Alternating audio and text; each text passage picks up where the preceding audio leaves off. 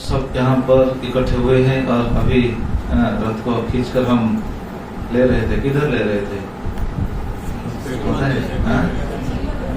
किधर से किधर तक ले रहे थे? गुंडीचा मंदिर से अभी शिव मंदिर तक ले रहे थे, है कि नहीं? ठीक है। तो ये बहुड़ा के अवसर पर हम सभी इकट्ठे होकर जगन्नाथ जी को खींच रहे थे। तो इस सिलसिले में हम जगन्नाथ कथा कुछ सुन रहे थे, धारावाहिक रूप से कुछ सुन रहे थे। कल कथा जहाँ पर हम विराम दिए थे वहां से कथा शुरू करेंगे, लेकिन किसको याद है कल क्या क्या कथा हुआ था? किस लीला के बारे में चर्चा हो रहा था कल? हाँ जी, 22 पक्ष तो चलता है, बहुत दिन से चल रहा है। अच्छा, प्रसाद कैसे लिए थे, प्रसाद का महिमा क्या है, इसके बारे में हमको कल पता चला हम सबको, है कि नहीं? तो कल प्रसाद के बारे में जब हमको पता चला, कल प्रसाद कोई फेंका है क्या? कोई नहीं फेंका है। आज हाँ, प्रसाद कभी भी फेंकना नहीं चाहिए। वैसे शास्त्र में ऐसा वर्णन है, अगर महाप्रसाद का महिमा कितना है जरा सोचिए। महाप्रसाद अगर कुत्ता की मुंह से अगर गिर जाता है नीचे, उसको भी लेकर कोई अगर ग्रहण करता है तो भी कोई दोष नहीं। जगन्नाथ के महाप्रसाद का इतना महिमा है, अगर कोई कुत्ता खा रहा है, उनके मुंह से अगर गिर जाए तो भी हम लेकर ग्रहण कर सकते हैं। हालांकि हमारा चेतना इतना शुद्ध नहीं है कि वो ले पाएंगे, लेकिन सिद्धांत यही है। तो इससे हमको क्या पता चलता है कि महाप्रसाद का महिमा कितना है, क्योंकि भगवान का ये साक्षात उचिष्ट है। इसलिए प्रसाद का मतलब हम कल कह रहे थे, प्रसाद का मतलब क्या है? प्रसाद मतलब प्रभु के साक्षात दर्शन। तो प्रसाद के माध्यम से हम प्रभु के साक्षात दर्शन करते हैं। प्रसाद को ऐसा पाना चाहिए। इसीलिए भक्तिविनोद ठाकुर एक भजन में लिखे हैं, कोई अगर प्रसाद को महत बुद्धि से रोज लेता है तो क्या होगा, इसका फल क्या मिलेगा पता है? अगर महत बुद्धि से, मतलब ये भगवान का उचिष्ट है, ये भगवान का प्रसाद है, ये बुद्धि से अगर कोई प्रसाद को रोज लेता है तो उनका फल क्या? भक्तिविनोद ठाकुर बताते हैं, प्रसाद सेवा करिते है सकल प्रपंच जय।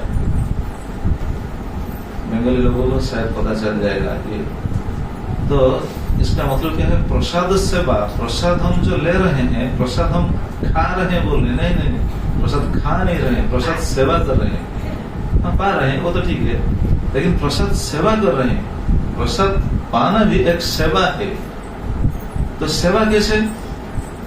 जब हम ये प्रसाद को महत बुद्धि में देखेंगे तब ये सेवा कहलाएगा। प्रसाद सेवा करिते है सकल प्रपंच जय, मतलब ये प्रपंच से हमको मुक्ति मिल जाएगा, छुटकारा मिल जाएगा, अगर प्रसाद को ऐसे महत बुद्धि से हम ग्रहण करेंगे। इसलिए तो शास्त्र में वर्णन है, सिर्फ प्रसाद ही लेना चाहिए, भगवान को अर्पित करके ही हमको ग्रहण करना चाहिए जो भी हम खाते हैं। अगर भगवान को नहीं देते हैं तो हम क्या है? शास्त्र में ऐसा वर्णन है, भगवद गीता में स्वयं भगवान बताते हैं, जो भगवान को अर्पण करने इच्छा नहीं करता है, भगवान को अर्पण ना करके वो खा लेता है, वो चोर है और वो पापी है। वो पापी है। तो क्या हम पाप करेंगे? पाप करना नहीं चाहिए, कम से कम भगवान को निवेदन करना चाहिए। तो इस सिलसिले में हम कल प्रसाद के महिमा के बारे में कुछ सुन रहे थे, जैसे वालिक, उनका भाव कैसा था। युधिष्ठिर महाराज का यज्ञ भी सफल है या नहीं, उनके महिमा के ऊपर टिक कर रह गया था। जब वो प्रसाद पा लिए तब सन बच गया। तो और हम सुन रहे थे कल, बस ये कथा को यहाँ पर विराम दिए थे कि हम जब जगन्नाथ मंदिर जाते हैं, दर्शन करते हैं, दर्शन करने के बाद जब हम वापस आते हैं, आकर 22 पहास पर कुछ देर तक बैठते हैं, है कि नहीं? जो भी जाते हैं वापस जब आते हैं, आते समय 22 पहास में कुछ देर तक वहां बैठते हैं। क्यों बैठते हैं? बैठने क्या जरूरी है क्या? वहां क्यों बैठते हैं? इसका कम से कम 3 कारण है। वहां हम क्यों बैठते हैं, लेकिन आजकल किसी को पता नहीं। वहां बैठते हैं, बैठकर संसार का बातें सब करते हैं। हाँ, कैसे बेटा का शादी होगा, कैसे बेटी का शादी, बस ये चर्चा हो रहा है। अरे भगवान के मंदिर से आ रहे हो, भगवान को दर्शन करके आए हो, वहां बैठकर संसार की बातें करना ये जरूरी है क्या? नहीं, यहाँ बैठना मतलब शास्त्र में तो यह वर्णन नहीं, लेकिन ये जरूर है, ये हमको पता होना चाहिए। यहाँ क्यों बैठते हैं, बैठकर क्या करेंगे? वहां पर देखिए क्या करेंगे। पहले यहाँ जो एक प्रचलित कथा है, और ये भी सिद्धांत है, हमको ये पता होना चाहिए क्यों बैठते हैं। बैठना क्या जरूरी है क्या? हाँ जरूरी है। क्यों? हमने जगन्नाथ को दर्शन करके आए हैं ना, तो दर्शन करके जो हम आ रहे हैं तुरंत, मतलब तुरंत मतलब हिंदी में क्या होगा, उसी समय तुरंत बाहर न जाकर यहाँ बैठते हैं। क्यों बैठते हैं? बैठकर जगन्नाथ जी को स्मरण करते हैं। हमने दर्शन करके आए हैं, जगन्नाथ जी को स्मरण करते हैं, जगन्नाथ जी को कुछ प्रार्थना करते हैं। और जगन्नाथ जी को सबसे बड़ा चीज है, जगन्नाथ जी को अपना कृतज्ञता प्रकाश करते हैं। कृतज्ञता क्यों प्रकाश करेंगे? क्योंकि जगन्नाथ जी को हम कृतज्ञता प्रकाश करेंगे कि प्रभु आप बहुत बड़ा कृपा किया हमारे ऊपर, कि आपने हमको बहुत अच्छा दर्शन दिलाया। लेकिन भगवान अगर दर्शन नहीं दिलाएंगे तो हम थोड़ी दर्शन कर पाएंगे। वो कृपा करके दर्शन दिलाते हैं, तो कृपा करके प्रसाद खिलाते हैं। तो ये जो कृतज्ञ भाव भगवान को देना चाहिए और प्रार्थना करना चाहिए। वहां बैठकर कुछ देर स्मरण करना चाहिए। इसलिए बैठते हैं क्योंकि भक्ति में एक अंग है भगवान का स्मरण। भगवान का स्मरण करना भक्ति का एक अंग है। अगर हमको कहा जाए कि ठीक है, आप 1 मिनट के लिए बस आंख बंद कीजिए, संसार का कुछ भी बात मत स्मरण कीजिए, स्मरण मत कीजिए, कोशिश कीजिए, हो पाएगा? अगर बोला जाएगा कि कुछ भी मत स्मरण कीजिए, बस बिल्कुल फांका रखिए, माइंड को फांका कीजिए, खाली कीजिए, खाली करके 1 मिनट बैठिए, हो पाएगा? बिल्कुल नहीं हो पाएगा। क्यों? क्योंकि मन का ये काम है कि कुछ ना कुछ स्मरण करेगा। मन इतना चंचल है, भगवद गीता में तो अर्जुन बताते हैं, मन इतना चंचल है, वो कुछ ना कुछ स्मरण करेगा। और कैसे? सोते हुए भी कुछ ना कुछ स्मरण करता है। मन सोता नहीं, हम सो जाते हैं। मन सोता है क्या? मन तो स्वप्न देखता है, सोया कब? तो वो सो नहीं रहा है, बस वो कुछ ना कुछ स्मरण करता है। इसलिए मन में क्या रखना चाहिए? मन में भगवान को रखना चाहिए, भगवान को स्मरण करना चाहिए। तो वहां बैठकर हम थोड़े भगवान के बारे में थोड़े स्मरण करेंगे और भगवान को याद करेंगे, कैसे हमने जाकर दर्शन किया, भगवान कैसे हमको दर्शन दिए, बस ये स्मरण करने के लिए वहां बैठते हैं। और दूसरा है, वहां 22 पास में बहुत साधु, बहुत महापुरुषों का चरण धूल गिरा है। इसलिए बैठकर वो भी स्मरण करना चाहिए, अरे ये पावच कितना पावन है, क्योंकि यहाँ बहुत इधर से बहुत साधु गए हैं, इनका चरण धूल है, हमको मिल जाए तो बहुत अच्छा होगा। ये भाव से हमको वहाँ बैठकर थोड़ा ये भी स्मरण करना चाहिए, इसलिए बैठते हैं। और सबसे बड़ा चीज है, कोई पंडित ये भी कहते हैं वहां क्यों बैठते हैं? वहां बैठते हैं बैठकर भगवान के रूप को स्मरण करने के लिए। भगवान का रूप कितना आश्चर्यजनक है, भगवान का रूप को स्मरण करने के लिए वहां बैठते हैं। क्योंकि भगवान का रूप हम तो देखे नहीं, कोई भगवान का रूप कोई देखे नहीं, हमने सही ढंग से नहीं देखा है। शास्त्र में ऐसा वर्णन है, उस दिन हम बोल रहे थे ना, अगर कोई भगवान को सही ढंग से देख लिया तो संसार का कोई भी चीज उनको अच्छा नहीं लगेगा। अगर भगवान का दर्शन हो गया तो संसार का कोई भी चीज, कुछ भी चीज अच्छा नहीं लगेगा, अगर सही दर्शन हो गया। तो ये दर्शन कैसे होगा? ये तो साधु गुरु की कृपा से होगा। भगवान का दर्शन अगर हो गया तो जीवन सफल हो गया। भक्तिविनोद ठाकुर इसे बताते हैं। पता है माता जी भक्तिविनोद ठाकुर क्या बताते हैं? गोपाल माता जी आप तो बहुत सुंदर कीर्तन करते हैं, पता होगा। भक्तिविनोद ठाकुर उनके भजन में ऐसे लिखे हैं, जन्म सफलता कृष्ण दर्शन जार जीवन होया छे एक बार। इसका मतलब है जन्म सफलता, उनका जन्म सफल हो गया अगर कृष्ण का दर्शन जीवन में एक बार अगर हो गया। हम तो रोज दर्शन करते हैं, तो जरा सोचिए उनका कहने का तात्पर्य क्या है? जन्म सफलता कृष्ण दर्शन जार कृष्ण दर्शन जिनका एक जीवन में एक बार हो गया, उनका जन्म सफल हो गया। तो दर्शन का मतलब क्या है, ये सोचने वाला बात है। जैसे वृंदावन में एक लीला है, एक बार वृंदावन में एक नई वधू आई, एक आदमी के घर में नई वधू आई। शादी करने के बाद वो आ गई, तो उनकी जो सासू थी, सासू बोलते हैं ना, सासू थी, सास, अच्छा सास तो ये तो सास ये भी सांस है ठीक है। तो उनके सास उनको बोली देखो जो भी करो लेकिन वो काला भूत को कभी मत देखना। काला भूत कौन है? नंदलाला। वो काला भूत को कभी मत देखना। उनको समझ में नहीं है क्या सास माँ क्या बोल रही है, काला भूत कौन है? भूत को कोई देखता है क्या?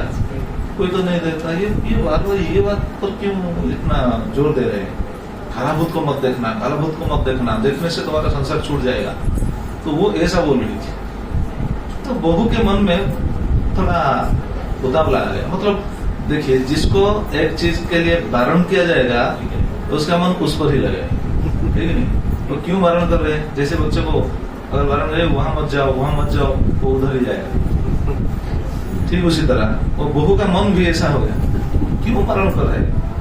सासू माँ क्यों वारण कर रहे, बार बार मना कर रहे, वो काला भूत को नहीं देखना, काला भूत। तो वो पहले कुछ उनको समझ में नहीं आई। बाद में उनको पता चला काला भूत मतलब जो नंद बाबा के नंदलाला जो जा रहे हैं, वो कौन से समय जा रहे हैं? सुबह अपने सखाओं के साथ बछड़ों के लेकर जब जा रहे हैं गोचारण करने के लिए, बछड़ा चारण करने के लिए जा रहे हैं, उसी समय उनको मत देखना। तो ऐसा वो डांट रही थी, मत देखना मत देखना। तो उनका मन में तो बेचैन थी, कैसे देखो वो क्यों वारण कर रही है। तो एक दिन जब भगवान श्री कृष्ण जा रहे थे, जाने से तो पता चल जाता था ब्रजवासियों को, कैसे जब जाते थे उसमें बांसुरी बजाकर बस ऐसे जाते थे, बहुत आनंद में जा रहे थे। लेकिन एक दिन उनके सास दूसरे काम पर थोड़ा व्यस्त हो गई थी, इसलिए बहू को उस समय वारण नहीं कर पा रही थी। उसी दिन बहू को समय मिल गया, चांस मिल गया।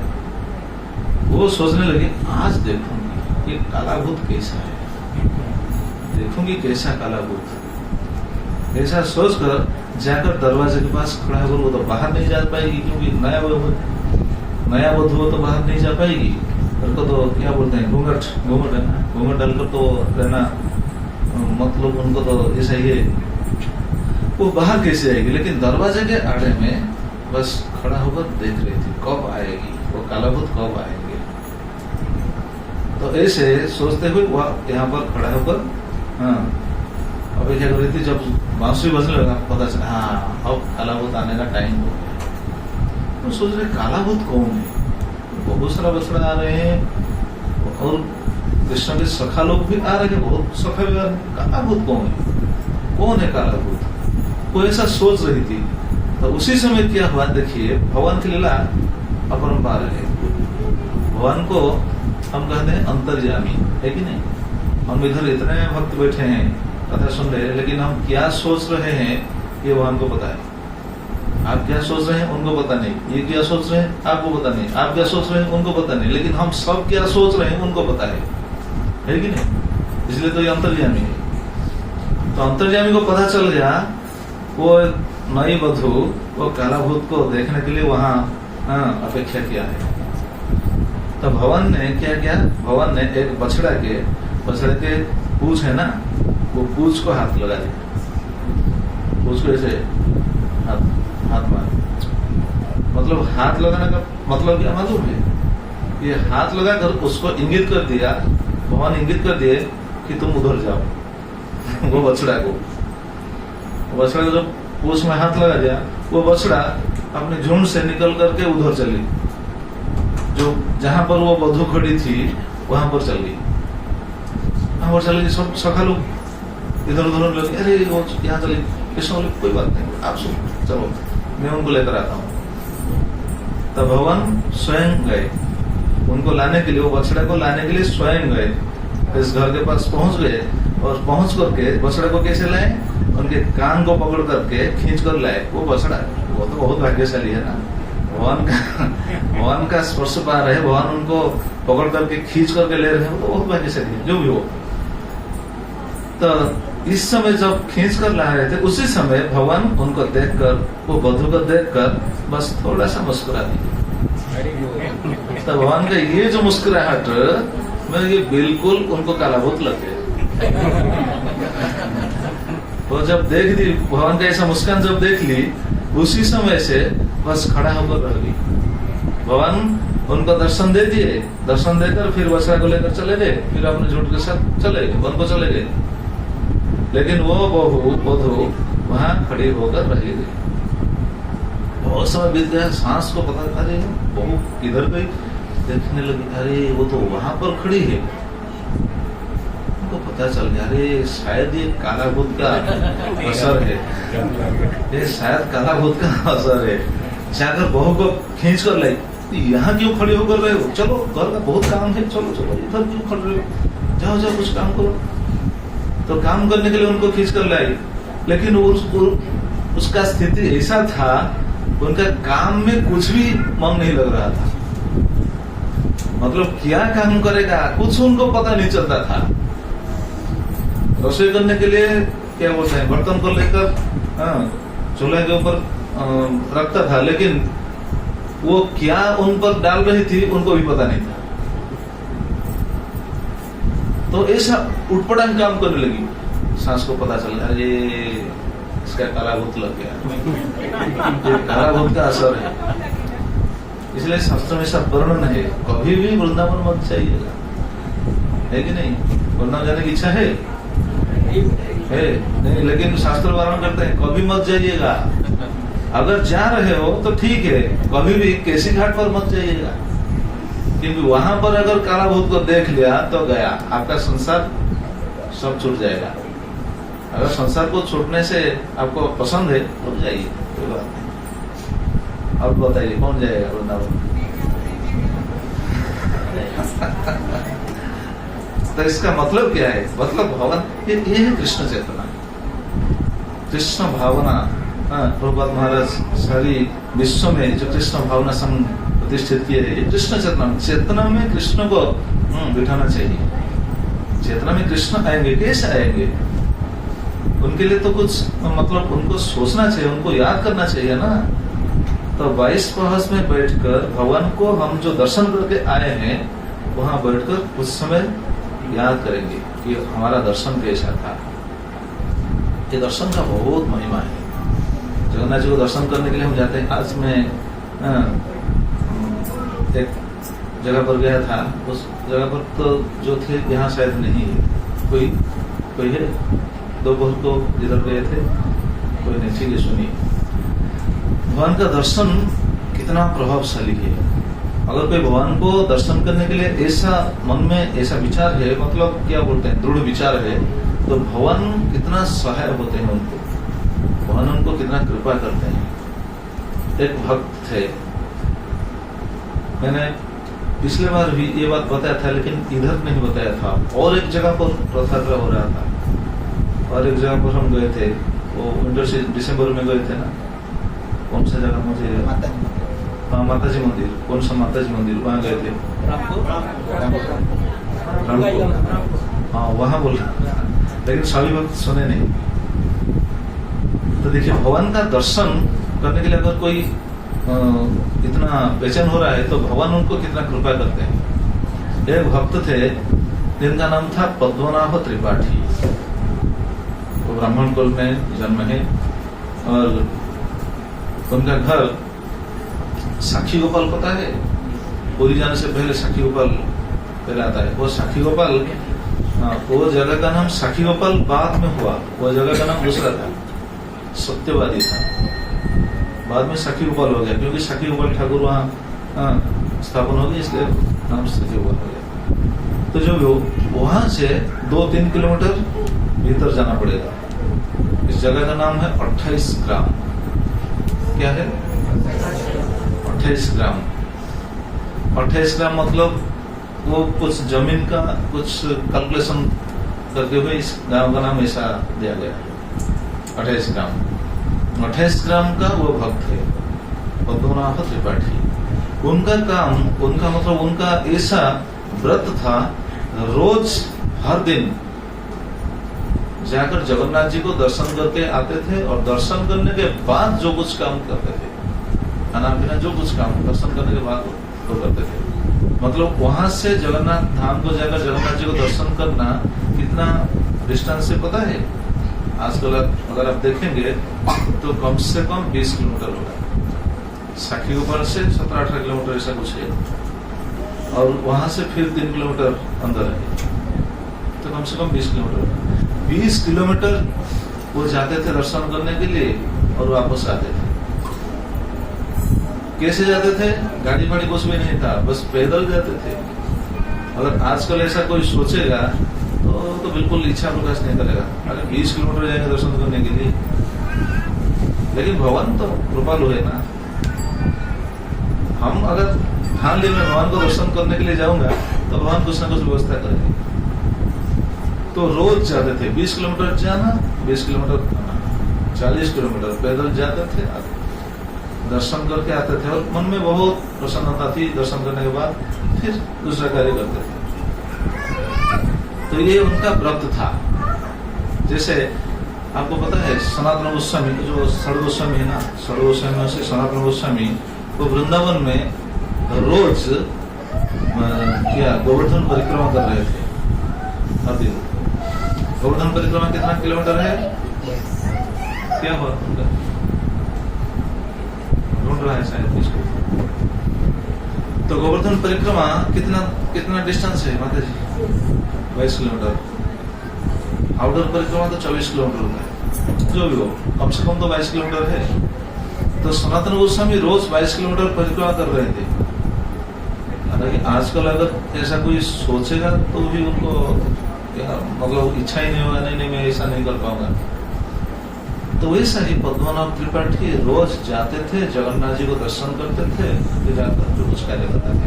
लेकिन एक दिन वो जा रहे थे, जब जाने लगे जाते जाते उस दिन क्या हुआ था, बहुत बारिश हो गया था। तो जाते समय एक जगह पर है चंदनपुर, कल हम सुने थे ना, कल या परसों सुने थे, चंदनपुर से हमको चक्र दिखता है या फिर पतितवा बनने दिखता है चंदनपुर से। ये चंदनपुर में एक नदी है, ये नदी का नाम है भार्गवी नदी। भार्गवी नदी के बारे में शायद कोई सुनता होगा। भार्गवी नदी चैतन्य महाप्रभु का लीला है, उस नदी के किनारे। कौन सा लीला है पता है? भक्तों को बताना चाहिए। हाँ, भार्गवी नदी के किनारे ही वो जो दंडभंगा लीला है। चैतन्य महाप्रभु संन्यास लेकर जो दंड लेकर आए थे, तो दंड को वहां पर तोड़ दिए थे चैतन्य प्रभु। दंडभंगा लीला वहां पर है। तो भार्गवी नदी बीच में पड़ता है। तो रोज वो भार्गवी नदी कैसे क्रॉस करेंगे? एक नाव था, नाव के माध्यम से वो क्रॉस करके जाते थे, दर्शन करके फिर आते थे। लेकिन उस दिन क्या हुआ, एक दिन सुनिए, एक दिन क्या हुआ, जब वो जा रहे थे उस दिन बारिश हो रहा था। बारिश के कारण नदी में बाढ़ आ गया था, बहुत पानी, इतना पानी। बारिश तो वही भुवनेश्वर में बारिश हो रहा था। आज मैं पूछा, फोन किया था, रथ के दिन तो बारिश हुआ था, आज बारिश हुआ नहीं, लेकिन रथ पहुंचने के बाद बारिश हुआ। आज मैंने फोन किया था। तो जो वो बारिश होकर रात में नदी में बाढ़ आ गया था। तो बाढ़ आ गया मतलब बहुत पानी फ्लो हो रहा है ना, वो क्रॉस करके कैसे जाएंगे? और उस दिन नाव वाला भी नहीं है, नाव को छोड़ करके चला गया। तो उनका तो व्रत था जगन्नाथ जी को दर्शन करने के बाद सब कुछ करेंगे, कैसे करेंगे? अगर आप इस स्थिति में होंगे तो क्या करेंगे? वहीं से प्रणाम करके बस वापस आ जाएंगे, हम ऐसा करेंगे ना। लेकिन उन्होंने ऐसा नहीं किया, उन्होंने वहां पर भगवान को प्रार्थना करने लगे, प्रभु आज कैसे मैं दर्शन करूंगा, दर्शन नहीं करूंगा तो मेरा जीवन तो बेकार हो जाएगा, कैसे दर्शन करूंगा, कुछ कृपा कीजिए, कृपा कीजिए। बस बहुत व्याकुल होकर निवेदन करने लगे। तो उसी समय वो चीज देखे, बहुत बड़ा लकड़ी वो नदी में आया, तैरते हुए आया। तो लकड़ी को देखकर उनका मन में थोड़ा आश्वासन आ गया, हाँ ये साधन से मैं जाऊंगा, पार हो जाऊंगा। देखिए ये सोचना ही बहुत बड़ी बात है, क्योंकि ये नदी में बाढ़ आ गया था, पानी का करंट बहुत था, फ्लो बहुत था, वो लकड़ी के ऊपर सवार होकर पार होंगे ये सोच रहे थे, और ऐसा किया। लकड़ी के ऊपर जाकर आरूढ़ हो गए। अच्छा, लकड़ी नदी का फ्लो ऐसा अगर हो रहा है, लकड़ी ऐसे जाएगा? इस किनारे से उस किनारे तक सीधा जाएगा? जा पाएगा? क्या होगा? लकड़ी का हाल क्या होगा जरा सोचिए। वो बाढ़ में चला जाएगा, किधर जाएगा पता ही नहीं, ठीक नहीं, बाढ़ में तो चला जाएगा। लेकिन उनका देखिए दर्शन करने के लिए भावना कैसा है, कैसा मतलब दृढ़ भाव है। दर्शन लालसा, शास्त्र में ऐसा कहा जाता है कि दर्शन लालसा।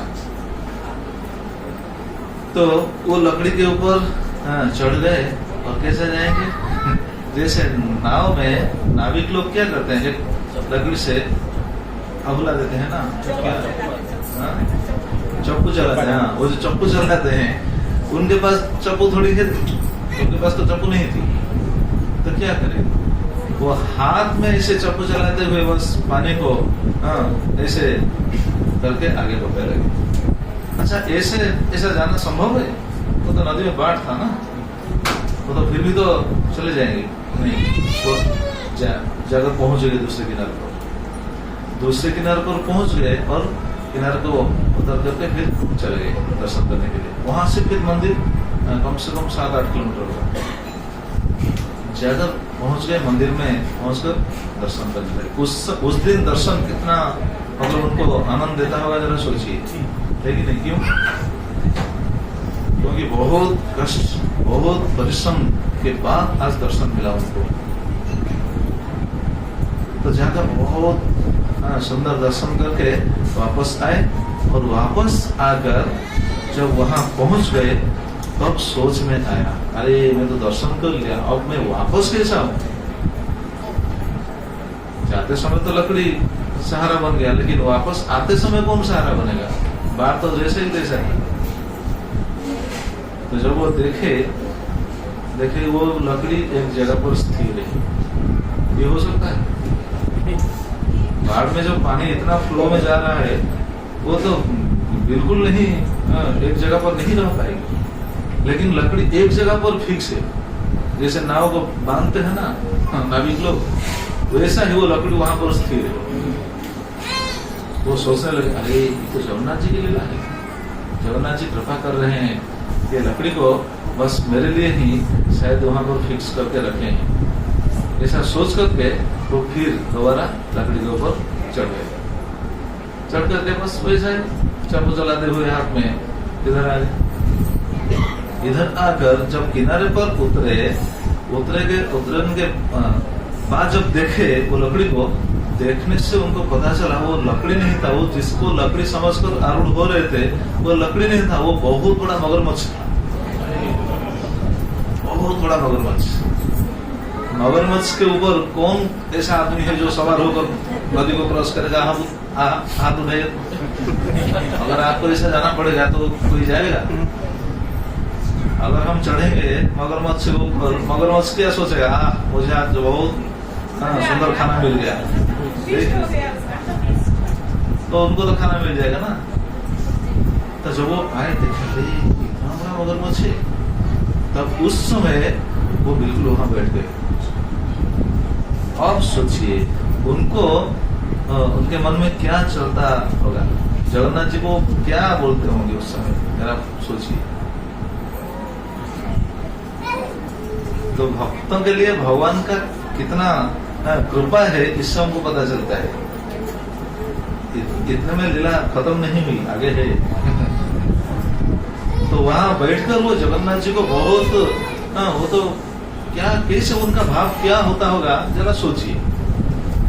लेकिन उनका एक अभिमान आ गया। अरे अभिमान मतलब भक्तों का जो दैन्य भाव, वो दैन्य भाव से वो भाग गए। अरे मैं इतना मतलब भगवान को इतना कष्ट दिया, मेरे लिए भगवान इतना बड़ा कार्य कर लिया कि एक मगरमच्छ को भेज दिया मेरे लिए। नहीं तो मगरमच्छ कौन है, मैं कौन। हम एक कौन सी क्लास में पता नहीं, एक किताब में हम पढ़ रहे थे मगरमच्छ और मंकी, देखिए नहीं कौन सी क्लास में। हाँ जी, सभी गए थे। अच्छा, उड़िया में तो ऐसा था, और दूसरा लैंग्वेज में भी ऐसा है क्या? है? अच्छा, हाँ जामुन। तो मगरमच्छ सोच रहा था ना कि मैं मंकी का क्या कलेजे को खाऊंगा।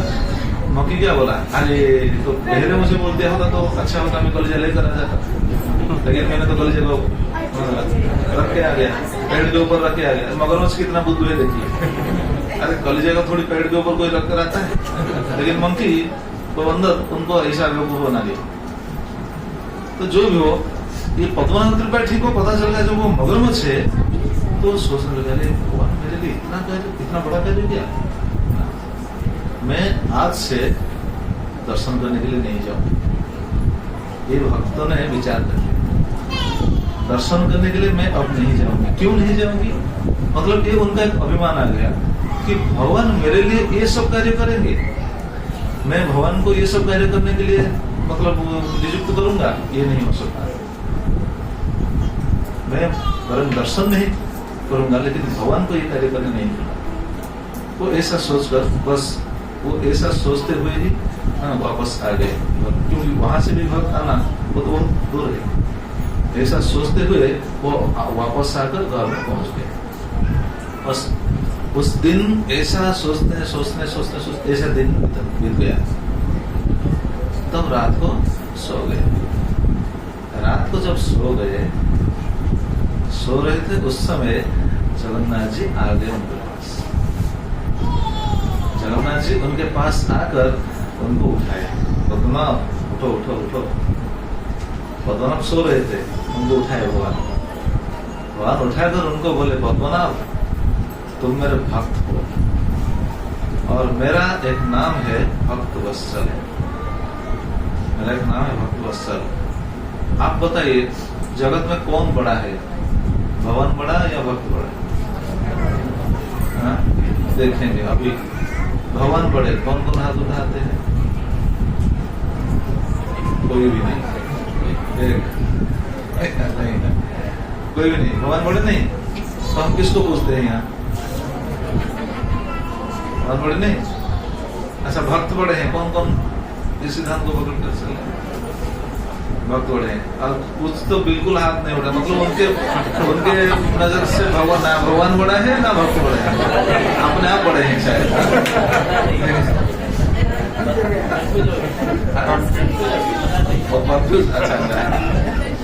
अच्छा, कुछ भक्तों का मन में ऐसा कंफ्यूजन आता होगा, अरे कौन बड़ा है? तो देखिए वास्तव में कौन बड़ा है पता है? भक्त बड़े हैं, तो भगवान बड़े नहीं। अगर भक्त बड़े हैं तो भगवान बड़े नहीं। ये आंसर आज तक कोई भी नहीं दे पाया, है कि नहीं? भगवान बड़े हैं या भक्त बड़े हैं, इसका आंसर आज तक कोई नहीं दे पाया। लेकिन आंसर क्या है माता जी बताइए, गोपाल माता जी आपको तो पता होगा ना, कौन बड़ा है? भगवान बड़े हैं। अच्छा, भक्त बड़े नहीं है।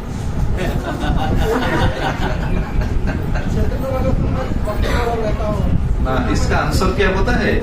इसका आंसर है भगवान की नजर में भक्त बड़े हैं, भक्तों की नजर में अगर देखा जाए तो भगवान बड़े हैं।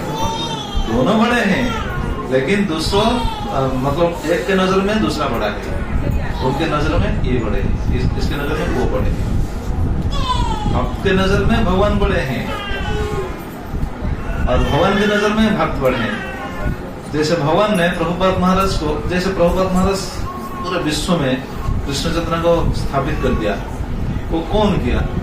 70 इयर्स ओल्ड एक आदमी ऐसा कर सकता है क्या? तो कौन किया? भगवान किए हैं। भगवान भक्त को माध्यम बनाए, भक्त को माध्यम बनाकर ये कार्य किए। मतलब भगवान किसको बड़े किए हैं? भक्त को बड़े किए, ठीक है? सारी जगत में प्रभुपाद का ग्लोरी बस बढ़ गया, प्रचार हो गया, तो भक्तों को बड़ा कर दिया। अच्छा, प्रभुपाद ने जगत में क्या किया? सभी जगह पर भगवान को एस्टेब्लिश कर दिया, है कि नहीं? देखिए सिद्धांत, देखिए सभी जगह पर भगवान को एस्टेब्लिश कर दिया। तो भक्त क्या किया? भक्त भगवान को बड़ा कर दिया। तो वो ऐसा ही है, एक के नजर में दूसरा बड़ा है। तो इस लीला में हम जो देखते हैं, अब कौन बड़ा है? तो भगवान आकर पद्मनाभ त्रिपाठी को उठाए, उठो उठो पद्मनाभ, ठीक है, थोड़ा थोड़ा आगे आ जाइए,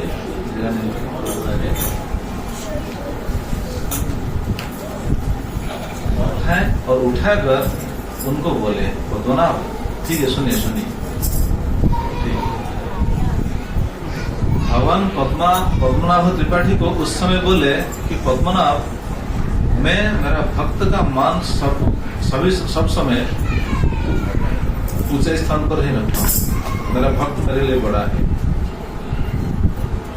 तो आपने क्या ठान लिया कि मैं आज से श्रीक्षेत्र अब नहीं जाऊंगा? आपने ठान लिया, पद्मनाभ ये ठान लिया ना, मैं आज से दर्शन करने के लिए नहीं जाऊंगा। तो भगवान ये बात दोहराकर उनको बोले कि आपने ठान लिया कि मुझे दर्शन करना अब जरूरी नहीं, मतलब दर्शन करने के लिए नहीं आओगे, ठीक है, मैं आपका मर्यादा रखता हूँ, मैं आपको सम्मान देता हूँ। आज तक आप आ रहे थे मुझे दर्शन करने के लिए, आज से आप नहीं आएंगे, आज से मैं आऊंगा आपको दर्शन करने। ये है जगन्नाथ, आज से मैं आऊंगा दर्शन दिलाने के लिए। वो बोले तो आप आएंगे? आप कैसे आएंगे दर्शन दिलाने के लिए? तो बोले हाँ, तुम अपने मकान के पीछे तरफ जाओगे, देखोगे मैं वहां हूँ। तो आप वहां जैसे कहाँ पर है? जैसे हमारा क्या बोलते हैं, पाड़ा होता है, कौन पाड़ा होता कौन? हाँ, धान का जो धान काटने के बाद जो धान निकलने के बाद जो कूटा पुआल बोलते हैं ना, पुआल का बहुत बड़ा गड्ढा वहां पर, सभी लोगों का खेत में ऐसा है, मतलब मकान के पीछे या फिर खला में ऐसा है। तो जगन्नाथ जी ने बताया वो पुआल का जो गड्ढा है बहुत बड़ा, हम चार वहां है, तुम जाकर ये गड्ढे को खोलना, हम चारों को वहां पर तुम देखो। और वहां पर देखना मतलब हमको श्री मंदिर में रत्न सिंहासन पर देखना जैसा ही है। तो रत्न सिंहासन में श्रीक्षेत्र में जाकर मंदिर में देखेंगे, जो फल है वहां पर देखना वही फल है। भगवान ही बताया स्वयं। तो उनका नींद टूट गई और सुबह हो गया था, जाकर गांव के कुछ लोगों को ऐसा बताया। कुछ लोग विश्वास करने लगे और कुछ लोग कमेंट भी करने लगे, अरे ये कैसा हो सकता है आजकल। उन्होंने गांव के कुछ आदमियों को बोला कि ऐसा भगवान आकर हमको बताए, तो जरा चलिए जाकर हम उस गड्ढा को हम निकालें। तो कुछ लोग विश्वास किए, कुछ लोग ऐसा कुछ कमेंट किए, लेकिन ज्यादातर लोग विश्वास किए।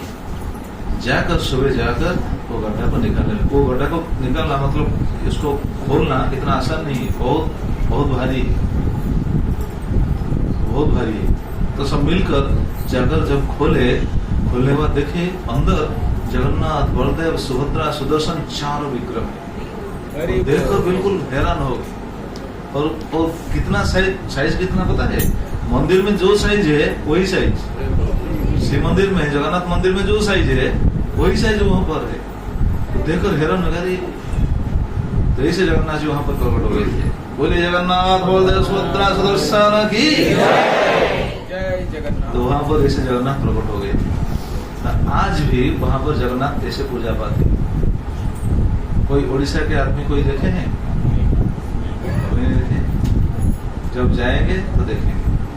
मैं बता देता हूँ एड्रेस कैसे जाएंगे। हम लोग वहाँ का मैप कैसा है? साखीगोपाल वो तो मेन रोड में ही आता है। साखीगोपाल जो क्या बोलते हैं, तहसील ऑफिस, ब्लॉक ऑफिस, तहसील ऑफिस एक जगह पर है। उसके अंदर होकर आपको जाना पड़ेगा। 2 किलोमीटर जाएंगे बाएं तरफ।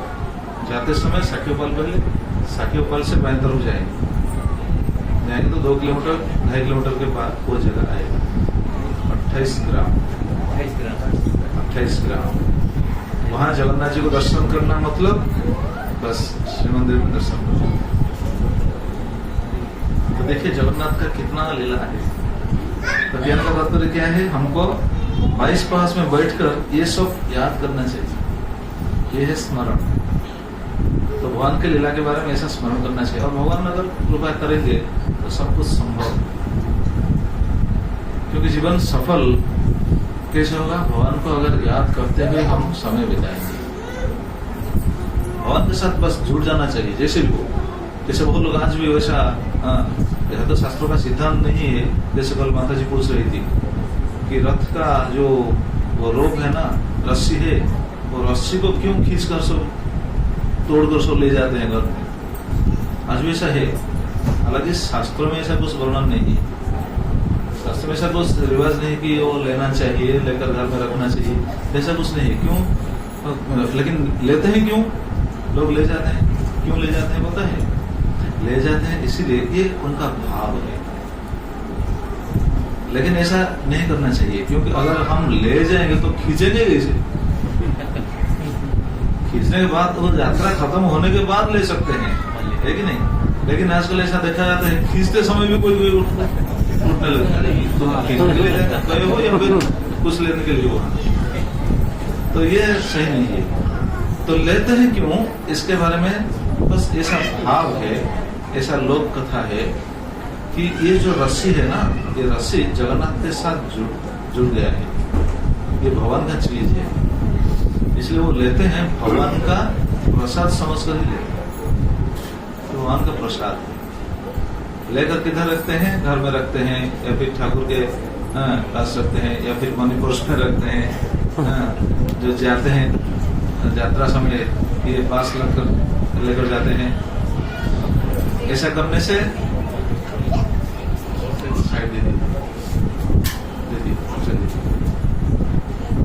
ऐसा करने से मंगल होगा, ये सोचकर वो जाते हैं, ले जाते हैं। लेकिन ऐसा नहीं करना चाहिए। आजकल तो ऐसा करते हैं, नहीं करना चाहिए। समय तो हो गया है और 5 मिनट है। 5 मिनट में बस एक लीला सुनेंगे। लीला सुनने के बाद हम कथा को विराम देंगे।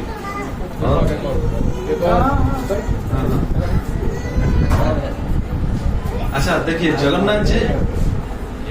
जगन्नाथ जी सब कुछ कर सकते हैं। आपको क्या चाहिए? जगन्नाथ जी ही चाहिए। आप तो पास ही ले जाइए।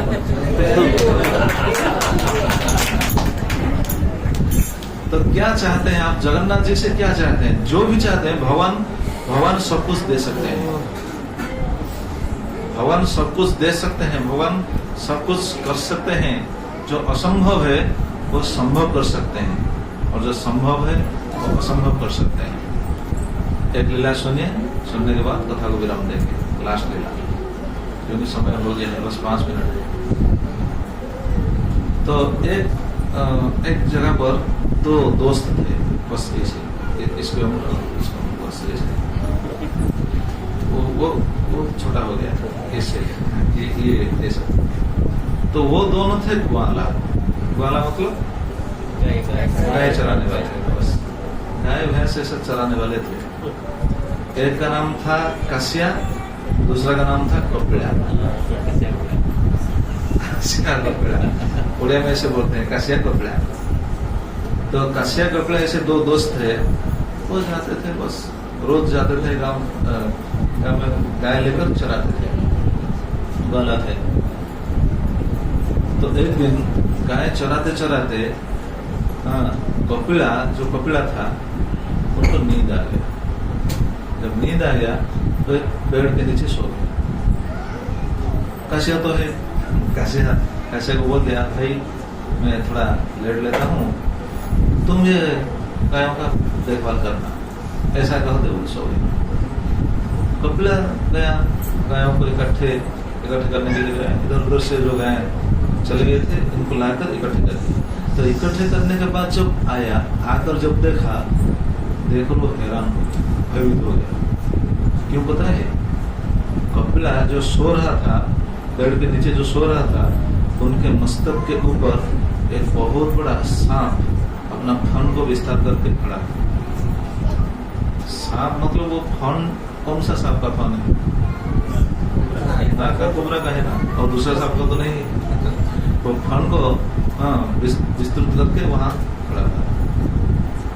जब कपिला काशिया जब देखा, देखने के बाद वो बिल्कुल भयभीत हो गया, अरे अब क्या करें?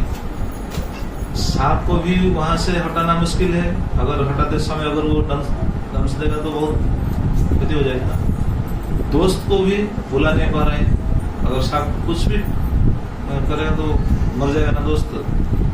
तो बस वहां से भगवान को प्रार्थना करने लगे कि प्रभु मैं क्या करूं। बस ऐसे प्रार्थना करने लगे कि प्रभु मेरा दोस्त को आप बचा लीजिए। जगन्नाथ को प्रार्थना करने लगे, मेरे दोस्त को बचा लीजिए। और उसी समय ऐसा प्रार्थना कर रहा था, उसी समय वो सांप अपना फन को क्लोज किया और कपिला के मस्तक के ऊपर ऐसा घिसते हुए चला गया। आप अगर कपिला होते तो क्या होता है?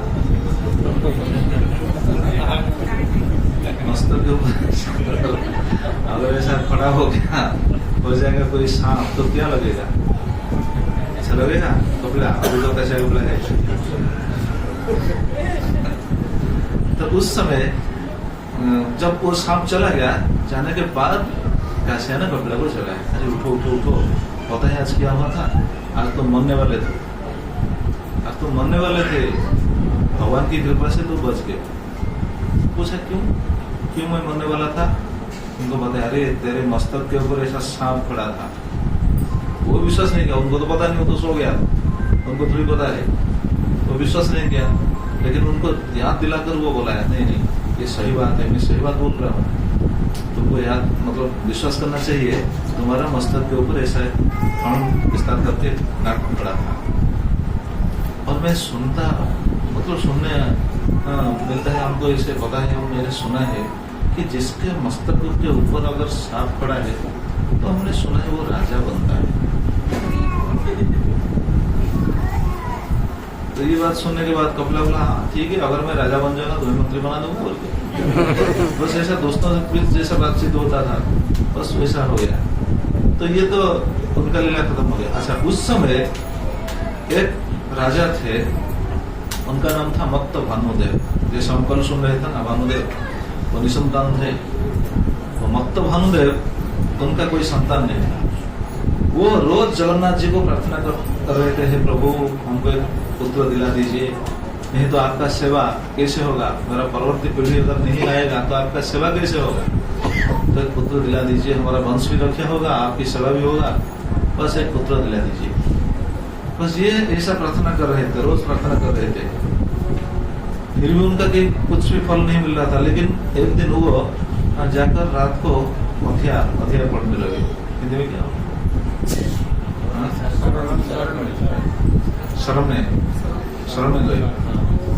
शरण में जाकर वो ऐसे पढ़ने लगे, प्रभु एक बेटा दिला दीजिए। तो उस दिन भगवान उनको बताया, ठीक है, एक काम कीजिए, कल सुबह आप मंदिर जाइए, मंदिर जाकर देखोगे विमला मंदिर, देखें कोई विमला मंदिर किधर है? देखें विमला मंदिर। उन्होंने बताया, भगवान उनको साक्षात बताया कि आप जाओगे, जाकर विमला मंदिर में पहुंचोगे, विमला मंदिर के प्रांगण में जो मंडप है तो मंडप के ऊपर एक छोटा सा बच्चा वो वहां बैठकर औघड़ा खाता हुआ दिखाई देगा, और जब तुम उनको कुछ पूछोगे वो भयभीत होकर दौड़ता हुआ चला जाएगा। वो तुम्हारा बेटा होगा, मतलब वो राजा होगा। उनको तुम लाकर बेटा करके रखो, उनको बेटा बनाकर रखो, वो राजा होगा। तो राजा को ऐसा स्वप्न आ गया, मतलब भानुदेव को ऐसा स्वप्न भगवान देखे। बाद में राजा का नींद टूट गया और दूसरे दिन वो मंदिर में गए। मंदिर में जाकर पहुंचे, जाकर सचमुच देखने के लिए गए। विमला के मंदिर के मंडप में सचमुच एक लड़का बैठकर वहां अवड़ा खाता रहा, मतलब उनको देखकर सोच रहे। अच्छा, आप भी जरा सोचिए, जो भी अवड़ा खाता है, अवड़ा लेता है, कहाँ से लेता है? आनंद बाजार से। आनंद बाजार किधर देखिए, विमला मंदिर किधर देखिए, बिल्कुल अपोजिट। मतलब अगर कोई अवड़ा भी खाएगा भी इस साइड ही खाएगा, विमला मंदिर तक नहीं जाएगा। उधर कौन जाता है? कोई नहीं जाता है। कोई जाता है क्या? कोई नहीं जाता, वो तो दूसरी तरफ।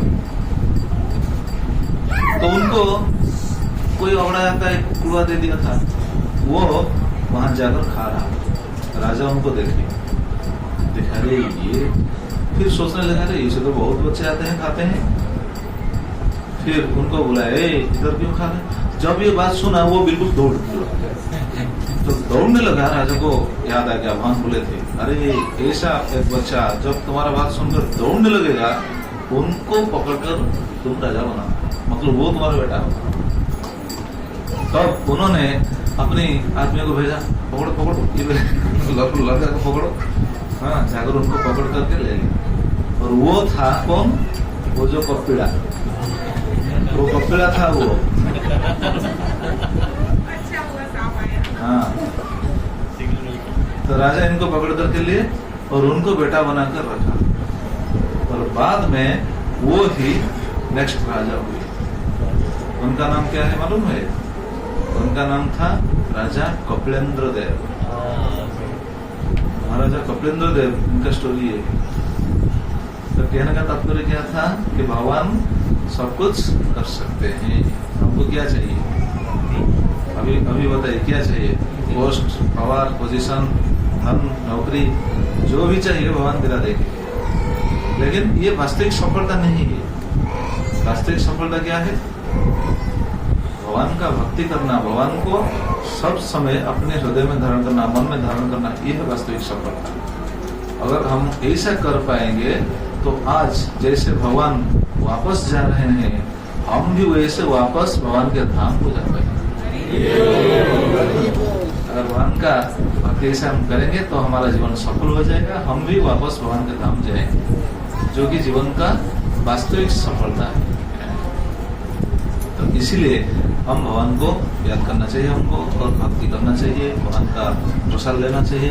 कम से कम सबसे बड़ा कार्य है भगवान का नाम लेना चाहिए। हरे कृष्णा कृष्णा कृष्णा हरे हरे, हरे राम राम राम हरे। तो आप सभी को बहुत बहुत धन्यवाद, क्योंकि आपने भगवान का ये पवित्र कथा सुना। लेकिन सबसे निवेदन है, सभी भक्तों से निवेदन है कि आप रोज भगवान का नाम लीजिएगा, रोज नाम लीजिएगा। नाम धीरे धीरे आपको शुद्ध करेगा। जितना हम नाम लेंगे, जितना श्रद्धा से हम नाम लेंगे, बार बार नाम को जप करेंगे, वो नाम ही हमको शुद्ध करेंगे। क्योंकि नाम स्वयं भगवान है। नाम और नामी में कोई फर्क नहीं है, नाम स्वयं भगवान है। तो आप सबको बहुत बहुत धन्यवाद देते हुए मैं अपने वाणी को विराम देता हूँ। समय तो हो गया, 5 मिनट ज्यादा हो गया, क्योंकि आज का बहुत कार्यक्रम है, इसलिए मैं अपनी वाणी को विराम देता हूँ। सबको, सभी भक्तों को धन्यवाद।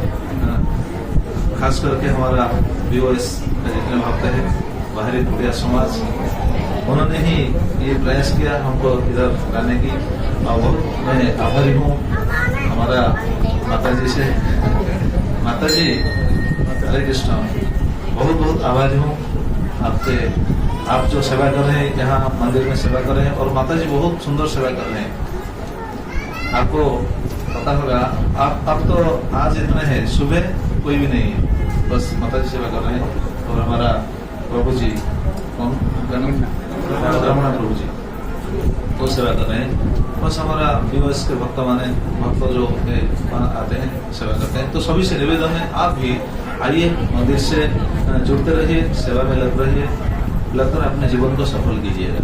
बस ये हमारा आपसे निवेदन है। और सबसे बड़ा निवेदन है, आप सब लोग नाम कीजिएगा।